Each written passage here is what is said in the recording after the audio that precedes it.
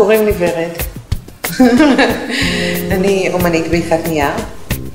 אני מלמדת, אני מעבירה סדנאות, אני עושה עבודות ומוכרת. אני צינור, אני מקבלת ומוציאה החוצה, אם זה בללמד, אם זה בלמכור. זה לא שלי, זה משהו שרק יצא דרכי. אין הרבה אומנים בעולם בעיסת נייר, זה תחום שהוא גבולי בין ארט לקראפט. העבודות הן מאוד מאוד צבעוניות, אבל עם הצבעוניות שלהן הן מאוד סימטריות, חייב להיות בלנס, חייב להיות שיווי משקל בעבודות, יש סדר, כי לי בראש יש המון בלגן. יש לי פטיש של טוסיקים, העבודה חייבת להיות עם טוסיקים, והעבודות יש בהן, הן סקסיות, יש בהן איזה שעשוע וסקסיות פורצת. מקום להציג, החללים האלה שהם כל כך נותנים מקום ומכבדים את העבודות.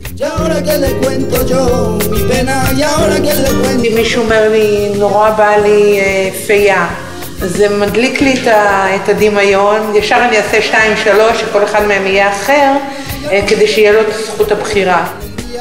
מ-20 סנטימטר, והן יכולות להגיע עד 2.5 מטר, הן יכולות גם להגיע יותר, אין מגבלה.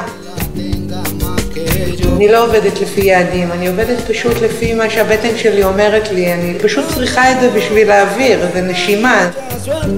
אני בתחושה שלי ממצאה את החומר ומביאה אותו למקום שהוא נהפך לאומנות. נכנסים ומחייכים, אז ניט שלי עשיתי את זה. אולי עוד 1,000,000 שנה כשימצאו עבודות מנייר שלי, אז שלום זאת ורד אותי. אז זה אני.